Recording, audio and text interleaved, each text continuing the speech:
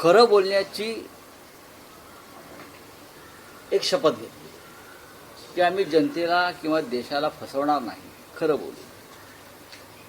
मुख्यमंत्र्यांनी नरेंद्र मोदी यांचा आदर्श न पाळता महाराष्ट्राच्या जनतेला काही खोटं सांगू नये, खोटं बोलू नये.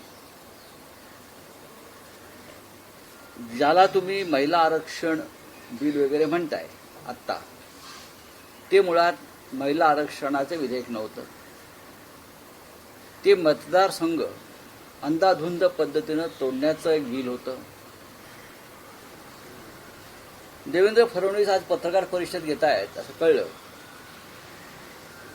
साधारण 20 सप्टेंबर 2023ला त्यांनी एक ट्विट केलं. ते त्यांना मी वाचून दाखवतो तुमच्या माध्यमातून. देवेंद्रजी म्हणतायत, बघा हा ऐतिहासिक क्षण, ऐतिहासिक क्षण. लोकसभेने आज महिला आरक्षण विधेयकाला बहुमताने मंजुरी दिली. विधेयकाच्या बाजूने 454 मते पडली. लोकसभा आणि राज्य विधानसभामध्ये यामुळे महिलांना 33% आरक्षण मिळेल. कोण म्हणताय? देवेंद्र फडणवीस म्हणतायत. माननीय पंतप्रधान नरेंद्र मोदीजी यांच्या नेतृत्वातील सरकारच्या अनेक ऐतिहासिक निर्णयांपैकी हे सुद्धा एक ऐतिहासिक पाऊल आहे. देशात रखडलेले अनेक प्रश्न निर्णय शून्यता आणि कर्तव्य शून्यतेमुळे अनिर्णित होते. आज नवा भारत सर्वसमावेशकतेच्या, सर्वांच्या समान भागीदारीतून विकासाच्या एका नव्या मार्गावर वाटचाल करतोय. माननीय पंतप्रधान नरेंद्र मोदी यांचे खूप खूप आभार. संपूर्ण देशभरातील नारी शक्तीचेही मनपूर्वक आभार. मग 20 सप्टेंबर 2030ला ट्विट करण्याचं कारण काय फडणवीस साहेबांना आमच्या? याचं कारण असं आहे की हे बिल मंजूर झालेलं आहे. हे बिल मंजूर झाल्यावर आपण नरेंद्र मोदींचं नारी शक्तीचं अभिनंदन केलेलं आहे. मग आता 3 वर्षांनी कसली भ्रूणहत्या झाली? कसली भ्रूणहत्या झाली? भ्रूणहत्या हा कायद्यानं एक अपराध आहे. महाराष्ट्रात भ्रूणहत्येवर बंदी आहे, हे ते विसरले. 2023ला जे बिल मंजूर झालं त्या बिलासंदर्भात तुम्ही आता आमचा निषेध करताय. दुसरं असं आहे, हे महाशय जे आहेत आपल्या राज्याचे मुख्यमंत्री, त्यांना कळलं पाहिजे की 2023ला संसदेनं नारी शक्ती वंदन अधिनियम बिल मंजूर केलं. त्यानंतर राष्ट्रपतीच्या सहीनंतर तो कायदा बनला आणि परवाच्या 16 एप्रिल 2026 रोजी केंद्र सरकारनं कायदा मंत्रालयाकडून अधिसूचना काढून हा कायदा लागू केला. त्याच्यामुळे 33% आरक्षण हे कायद्यानं लागू झालेलं आहे. कोणत्या जमान्यात वावरतात आमच्या राज्याचे मुख्यमंत्री? आता म्हणे ते पत्रकार परिषद घेऊन आमचा निषेध वगैरे करणार आहे.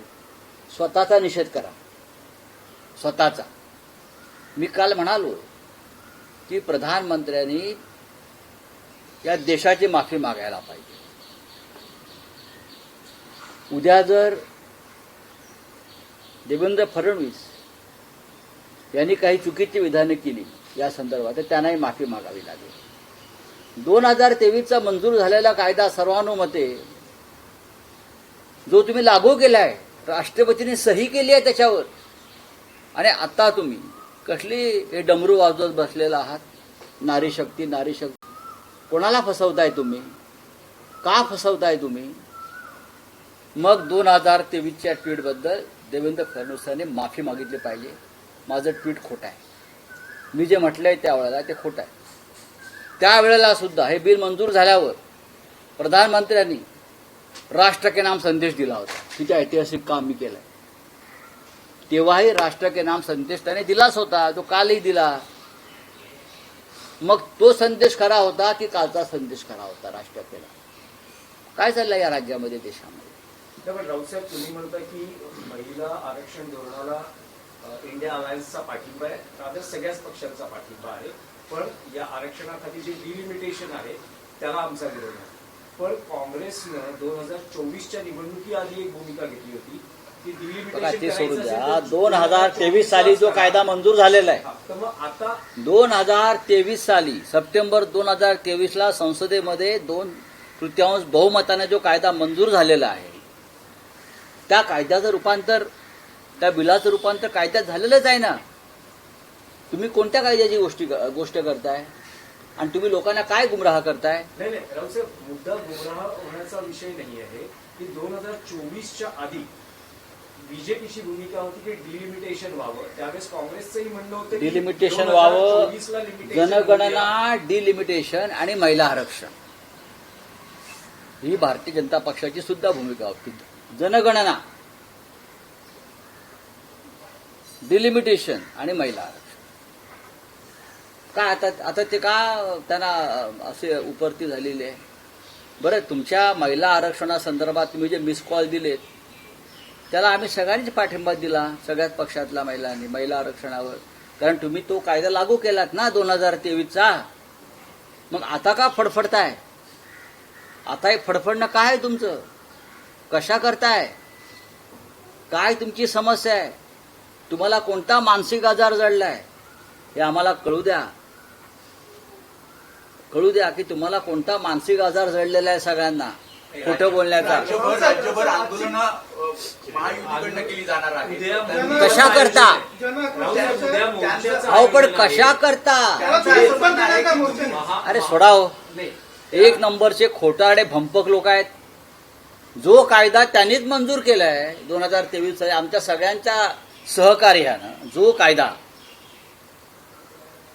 तुम्ही स्वतः तुमच्या कायद्याच्या विरुद्ध मोर्चा काढताय, आंदोलन करताय तुमच्याच कायद्याच्या विरुद्ध. त्यांचं म्हणे महाविकास आघाडी महिला विरोधी आहे. कसं काय? गुमराह करतात. म्हणजे कशी काय? अहो तुम्ही स्वतःच 2023च्या तुमच्या भूमिका पहा. तुम्ही कायदा मंजूर केला परवा 16 एप्रिलला. तो कायदा त्याचं रूपांतर केलं तुम्ही कायद्यात. अशा प्रकारे पत्रकार परिषद घेत असेल, मोर्चा काढत असेल, तर महाविकास आघाडी काय करणार? म्हणजे एकत्रित मिळून तुमची बाजू मांडणार किंवा मोर्चाला प्रत्युत्तर? मग आता मी काय करतोय माझ्या पक्षात? परवा प्रियंका गांधींनी काय केलं दिल्लीमध्ये? यांना खोटं बोलण्याचा राष्ट्रीय आजार जडलेला आहे. राष्ट्रीय आजार, खोटं बोलण्याचा राष्ट्रीय आजार हा यांना झालेला नवीन आजार आहे आणि त्या आजाराला राष्ट्रीय दर्जा देणं गरजेचं आहे. प्रधानमंत्री खोटं बोलतात, मग गृहमंत्री खोटं बोलतात, मग राज्याचे मुख्यमंत्री खोटं बोलतात, मग त्यांची नारी शक्ती खोटं बोलते त्यांच्या पक्षाची. हा आजार आहे. पण राऊतसाहेब, पंतप्रधानांनी जे देशाला संबोधून मार्गदर्शन केलं ते आता विरोधी पक्ष आचारसंहिता भंगाचा उल्लेख करताय किंवा आरोप करताय. आता असं आहे की आम्ही जरी संदर्भात काही निवडणूक आयोगाकडे तक्रार केली जाणार आहे. अहो निवडणूक आयोग काय आहे? निवडणूक आयोग त्यांचं हस्तक आहे. अजून ज्ञानेश कुमार नावाचा सद्गृस्त बसलाय तिकडे, तरी बसवलाय. त्यालाच हे डिलिमिटेशन कमिशनर करणार होते. त्याच माणसाला, ज्या माणसाविरुद्ध आम्ही आणलेलं इम्पिचमेंट मोशन उपराष्ट्रपतींनी फेटाळून लावलं बहुमत असताना, आमचा 193 सह्या असताना, त्या निवडणूक आयोगाकडून आम्ही कोणती अपेक्षा करणार? काय हा निवडणूक आयोग म्हणजे भाजपचा पदाधिकारीच आहे. त्याच्या घरावर आणि त्याच्या कार्यालयावर भाजपचा झेंडा फडकतोय. बघा तुम्ही जाऊन दिल्लीत, त्याच्या गेटवर भाजपचा झेंडा फडकतोय ज्ञानेश कुमारच्या घरावर. आणि आता फक्त निवडणूक आयोगाच्या कार्यालयावरती भाजपचा झेंडा फडकायचा बाकी आहे, तोही लावून टाका. हे झाले आरोप, पण तुम्ही अधिकृत आरोप नाहीत. हे आरोप नाहीत. अधिकृतरित्या निवडणूक आयोगाकडे पंतप्रधान नरेंद्र मोदी यांनी 5 राज्यांच्या निवडणुकीमध्ये आचारसंहिता भंग केल्याची तक्रार करणार आहात? आता मी तुम्हाला माझ्या भाषेत सांगतो. हा जो निवडणूक आयोग आहे ना, हा लोकशाहीला फाट्यावर मारतो. तापायचं नाही. हा जो निवडणूक आयोग आहे भारताचा निवडणूक आयोग, तो भाजपाचा निवडणूक आयोग झालेला आहे आणि तो संविधान आणि लोकशाहीला फाट्यावर मारतो. फाट्यावर. बोला. बोलिए. आता एवढा आता पुरेसा आहे. आणखी एक विषय आहे. राज्यातला विषय की आज प्रेस कॉन्फ्रेंस ले रहे हैं जो महिला आरक्षण बिल है उसको लेके सर आपने अभी कहा कि 2023 में बिल पास हुआ था, लेकिन आपकी पार्टी की तरफ से ये भी कहा जा रहा है कि प्रधानमंत्री इस्तीफा दे दे, कोई महिला को प्रधानमंत्री बनाए. बात ऐसी है, जो विधेयक महिला आरक्षण हो या नारी शक्ति वंदना वगैरह वगैरह सितंबर 2023 में संसद में मंजूर हुआ है, पास हुआ है बिल. वो क्या बिल था? ये बिल मंजूर होने के बाद ये कैसे ऐतिहासिक काम मैंने किया है, उस बारे में यही प्रधानमंत्री ने राष्ट्र के नाम संदेश भी दिया. आप देख लीजिए, राष्ट्र का नाम संदेश उस वक्त दिया जो हमारे मुख्यमंत्री है देवेंद्र जी, उनका 20 सितंबर 2023 का सोशल मीडिया पर का पोस्ट देखिए. वो भी बोल रहे हैं कि कितना बड़ा ऐतिहासिक क्षण महिलाओं के जीवन में नरेंद्र मोदी जी ने लाया है. हाँ, ये कौन बोल रहा है? देवेंद्र फडणवीस बोल रहे हैं. तो अभी आप पीछे क्यों हट गए? अब इस जो विधेयक मंजूर हो गया उसके ऊपर हमारे राष्ट्रपति महोदय ने सिग्नेचर करके उसको कानून बना दिया और 16 अप्रैल 2026 से वो पूरे देश में लागू हो गया है. तो कौन से महिला आरक्षण की बात आप कर रहे हो? हमने विरोध किया है डिलिमिटेशन को. जिस गैर कानूनी ढंग से आप मतदार संघ के पुनर्रचना करने जा रहे थे, 850 करने जा रहे थे, हमने उसको विरोध किया, क्योंकि आप जिंदगी भर सत्ता में रहने के लिए इस तरह से काम करना चाहते थे. तो हमने नहीं होने दिया. तो अभी आपको गुस्सा आया. तुम्हारे गुस्से को पूछता है कौन? जिसकी जनता देख रही है. आप महिलाओं को गुमराह कर रहे हो, चीटिंग कर रहे हो, फ्रॉड कर रहे हो. ये फ्रॉड पार्टी है.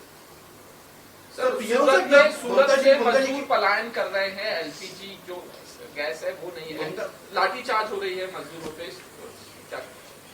क्या कर सकता हूँ और क्या बोल सकता हूँ? मुझे वहां का मुख्यमंत्री का नाम ही मालूम नहीं है, गुजरात में.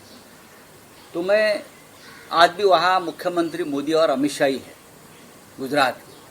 तो ये सवाल उनसे पूछना चाहिए. सब कुछ ठीक है तो आपके गुजरात में सब कुछ ठीक क्यों नहीं है? लोग पलायन कर रहे हैं, लोग भूखे हैं, लोगों को रोजगार नहीं है, लोगों के चूल्हे बुझ गए हैं. तो आप क्या कर रहे हो भाई? ये झूठे सब काम कर रहे हो. नारी विधेयक, नारी वंदना विधेयक जो हो गया 2023 में, उसके ऊपर आप लोगों को गुमराह कर रहे हो. चलिए, थैंक यू. युद्धजन्य परिस्थितीमुळे गुजरातमध्ये 3 लाख मजूर पलायन करतायत. युद्धजन्य परिस्थितीमुळे हा परिणाम झालेला आहे. लाठीचार्ज होतो त्यांच्यावर. एकट्या मोरबीमध्ये जे टाईल्सच्या फॅक्टरीचं सगळ्यात मोठं तिथे जे सेंटर आहे, तिथे 1000 कंपन्या बंद पडल्या. एकट्या मोरबी आणि तिथे साधारण 3.5 ते 4 लाख कामगार तिथेच आहेत. संपूर्ण गुजरातमध्ये अशा प्रकारची आणीबाणीची परिस्थिती आहे. गुजरातचा मुख्यमंत्री कोण, गुजरातचं सरकार काय आम्हाला माहीत नाही. तिकडला राज्याचा मुख्यमंत्री नाव तुम्हालाही माहीत नसेल. त्याच्यामुळे तिकडले मुख्यमंत्री आजही अमित शाह आहेत, गृहमंत्री पण आहेत ते, आणि गुजरातचे मुख्यमंत्री सुद्धा तेच आहेत. आम्ही त्यांना प्रश्न विचारतो की तुम्ही तुमच्या गुजरातमधली परिस्थिती नियंत्रणाखाली आणू शकत नसाल तर उद्या देशामध्ये देशभर ही परिस्थिती निर्माण झाली तर तुम्ही काय करणार आहात? थँक्यू. एक विषय आहे, मुंबईसाठी मुंबई आणि महाराष्ट्रासाठी अत्यंत संवेदनशील विषय आहे. हाँ, तो ममता जी जो बोल रही है वो ठीक है. पूरे बंगाल में इलेक्शन कमीशन इलेक्शन मशीनरी का दुरुपयोग कर रही है. राहुल साहेब, एक गंभीर विषय आहे की नेस्कोत जी पार्टी झाली आणि ज्या ड्रग्ज प्रकरण उघडकीस आलं, त्यानंतर आता गेल्या 7-8 दिवसात जे निदर्शनास येते, मुंबई आणि आसपासच्या परिसरातून कोट्यवधी किमतीचा ड्रग्ज साठा. हो, देवेंद्र फडणवीस यांच्या कारकिर्दीमध्ये मुंबई महाराष्ट्राचा उडता महाराष्ट्र झाला. आधी उडता पंजाब होता, बरंच काय उडत होतं. उडवाउडवीची उत्तरही देताय तुम्ही ह्याच्यावर. पुढे खरात बाबा उडतो आहे, कुठं अजून कुठला बाबा उडतोय, पण महाराष्ट्राच्या राजधानीची अवस्था ही अंमली पदार्थाच्या राजधानीची ड्रग्स कॅपिटल म्हणून ते आता तुम्हाला बनवायचं चाललेलं आहे. आणि हा ड्रग्सचा पैसा याला जबाबदार देवेंद्र फडणवीस आहेत. जेव्हा साताऱ्याच्या दरे गावाजवळ देशातली सगळ्यात मोठी ड्रग्स फॅक्टरी पकडली गेली, तेव्हा ते प्रकरण दाबण्यामध्ये राज्याच्या मुख्यमंत्र्यांचा हात होता, कारण त्यांना मंत्रिमंडळातील काही लोकांना वाचवायचं होतं. त्यांनी ते वाचवलेलं आहे आणि त्याचे परिणाम महाराष्ट्र भोगतोय. मुंबईला त्यांनी गुजरातच्या मदतीनं ड्रग्स कॅपिटल बनवण्याचा कार्यक्रम सुरू केलेला आहे. गुजरात सुद्धा या देशातलं ड्रग्सचं सगळ्यात मोठं सेंटर आहे. मुंद्रा बंदरावरती लाखो कोटींचं ड्रग्स उतरतं आणि देशभरामध्ये वितरित केलं जातं. ते मुंबईत येत आहे आणि मुंबईतून संपूर्ण महाराष्ट्रात ते वितरित केलं जात आहे. हे मोर्चे बिर्चे काढण्यापेक्षा ना, हे खोटे मोर्चे काढण्यापेक्षा ना, देवेंद्रजींनी जी तरुण पिढी बर्बाद होते आहे, सबका साथ सबका विकासच्या नावाखाली जरा तिथे लक्ष द्या देवेंद्रजी. तुम्हाला आशीर्वाद मिळतील माता भगिनींचे आणि नारी शक्तीचे. त्यांचे हे भाऊ आहेत, त्यांची मुलं आहेत आणि त्यांचे पती आहेत. त्या सगळ्या महिलांचे नारी शक्तीचे लक्षात घ्या.